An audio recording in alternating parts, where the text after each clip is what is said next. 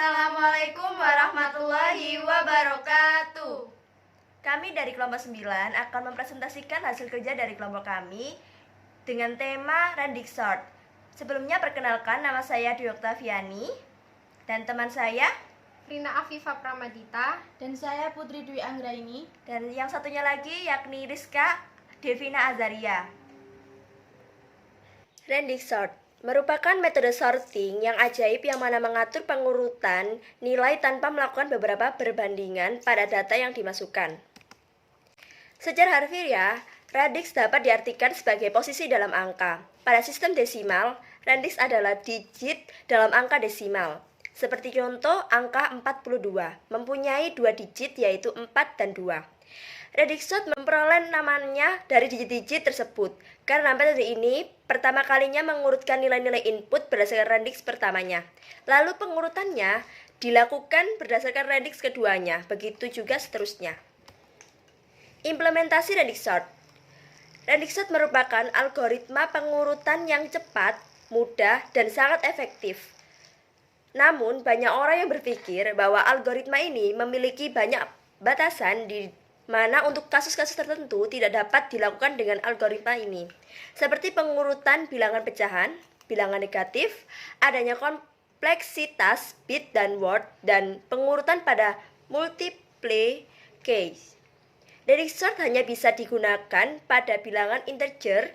Untuk bilangan pecahan bisa dilakukan dengan perantara bucket sort atau metode berbasis perbandingan yang lain. Implementasi dalam bilangan bit yakni seperti slide di sini.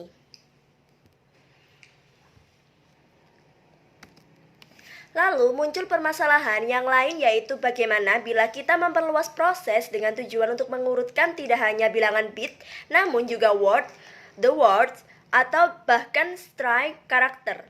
Sebenarnya cara ini sangat mudah yaitu kita hanya mengurutkan lagi berdasarkan radix selanjutnya.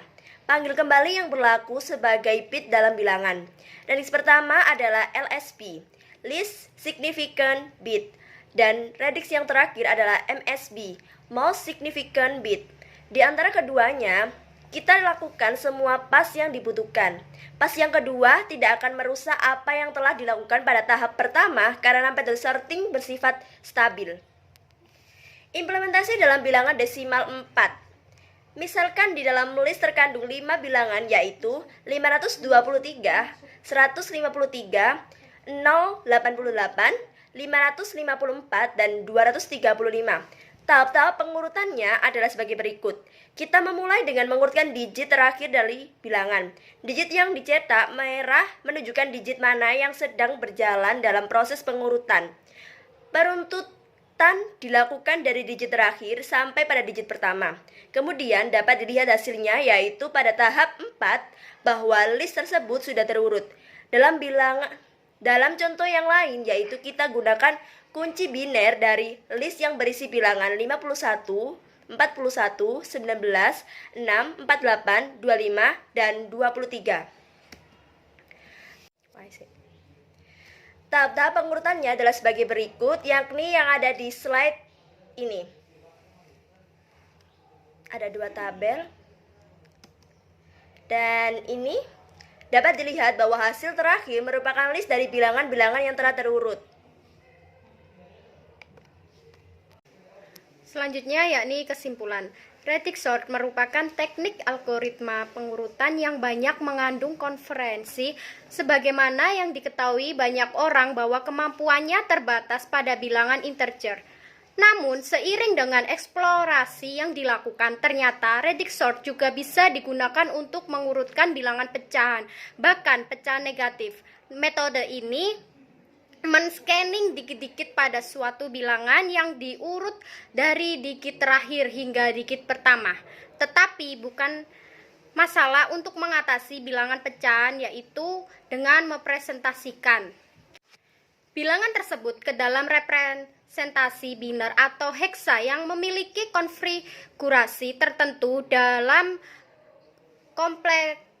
kompleksitas waktu yang sebanding dengan metode pencarian yang tepat telah diakui oleh banyak orang sebagai metode tercepat, yaitu quicksort atau bahkan metode radicsort ini merupakan kompleksitas waktu yang lebih cepat dari quicksort dalam kasus tertentu. Berikut merupakan contoh radicsort pada pemrograman Java. Baris kelima digunakan untuk mendeklarasikan kelas radicsort. Baris keenam digunakan untuk perintah import Java util scanner. Baris ke-14 mendeklarasikan variabel i. Dan baris 16 sampai dengan 31. Baris 16 for i sama dengan 1, i kurang dari n, i plus plus. Variabel i tugasnya untuk menyimpan hitungan perulangan. I kurang dari n artinya selama hitungannya lebih dari 0, lebih kecil dari 0, maka perulangan akan terus dilakukan. Dengan kata lain, perulangan ini akan mengulang sebanyak n kali. I plus plus fungsinya untuk menambah 1 nilai hitungan pada setiap perulangan. Baris ke-17 sampai 31 digunakan untuk melakukan perulangan dengan rumus sebagai berikut. Baris ke-35 public static void node. Fungsi main harus ditetapkan sebagai berikut. 1. Public berarti metode dapat dipanggil dari manapun di dalam dan di luar kelas. Static berarti sama untuk seluruh instan dari kelas. Void berarti metode tidak mengirimkan apapun setelah selesai. Dan yang terakhir arg adalah array objek string argumen-argumen baris, perintah yang dilewatkan ke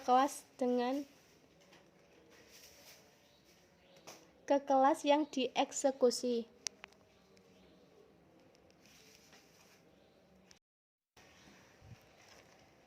Selanjutnya, baris ke-37 sampai ke-39 digunakan untuk keluaran radicsort teks. Sedangkan baris ke-40 sampai dengan 44, 40 sampai dengan 42 digunakan untuk menginputkan jumlah elemen yang ingin dimasukkan. Sedangkan 43 sampai 44 digunakan untuk membuat integer pada n elemen. Baris 45 sampai dengan 48, 45 digunakan untuk menerima elemen. Baris 46 sampai dengan 48, sistem output len sampai dengan arg i sama dengan scan next in. Variabel i bertugas untuk menyimpan hitungan perulangan. I kurang dari n artinya selama hitungannya lebih kecil dari 0, maka perulangan akan terus dilakukan. Dengan kata lain, perulangan ini akan mengulang sebanyak n kali. I plus plus fungsinya untuk menambah 1 nilai hitungan pada setiap pengulangan. Baris ke-49 sampai ke-50 digunakan untuk mengurutkan metode panggilan. Dan yang terakhir baris ke-51 sampai ke-55 digunakan untuk menampilkan keluaran array yang sudah diurutkan.